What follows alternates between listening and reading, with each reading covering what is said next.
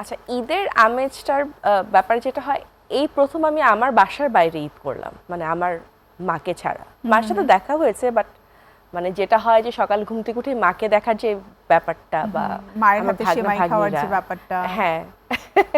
আর আরেকটা কি, আমি ঘুম থেকে দেরিতে উঠি, তো আম্মু নর্মালি ঈদের দিন আমাকে একটু বকাঝকাই করে যে তাড়াতাড়ি উঠো, এই সেই যেগুলো থাকে আর কি। তো এই প্রথমবারের মতো আসলে এই এক্সপিরিয়েন্সগুলো নেই, হচ্ছে না। তো এই জন্য হচ্ছে ঈদটা একটু ভিন্ন লাগছে, বাট এছাড়া বাকি সব কিছুই আগের মতো।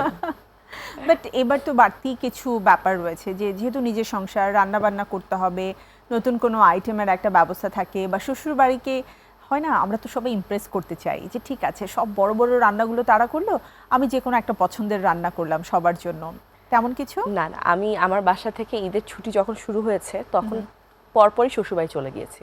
আমার শ্বশুরবাড়ি ঢাকাতেই। হ্যাঁ হ্যাঁ হ্যাঁ। তো যেহেতু আমার হাজবেন্ডের কাজের জন্য আমাদেরকে আলাদা থাকতে হয় ওর অফিসের কাছে, সো আমরা যখনই একদিনও যদি বন্ধ থাকে আমরা উত্তরা চলে যাই আমার শ্বশুরবাড়িতে। সো ঈদের সময় তো আরোই থাকার কোনোই কারণ নেই বাসায়। সো আর শ্বশুরবাড়িতে যেটা হয়, আমার শাশুড়ি রান্না করতে খুব ভালোবাসেন এবং উনি অনেক রান্না করেন। আর আমার আম্মুর বাসা কিন্তু সেম ছিল, আমার মা রান্না করতে ভালোবাসে, আমার বড় দুই বোনও ভীষণ ভালোবাসে রান্না করতে। তো আমি হচ্ছে খেতে ভালোবাসি দেখে আমি হচ্ছে খাবার টেস্ট করি। তো এই বাসায়ও সেম, এই বাসায় ওরা কেউ এক্সপেক্টই করে না যে আমি আরো তো নতুন কিছু বউ করব। হ্যাঁ, আরো তো নতুন বউ। হ্যাঁ, বাট আমি মাঝে মাঝে যখন রান্না করতে চাই তখন আমার শাশুড়ি বাধা দেয় না, কিন্তু মানে উনি সব রেডি করে দেয় আর কি, যে হয়তো ব্লেন্ডার লাগবে, দেখি যে আম্মু ব্লেন্ডারটা বের করে কিচেনে রেখে দিয়েছে, আমার যাতে বেরো না করতে হয়।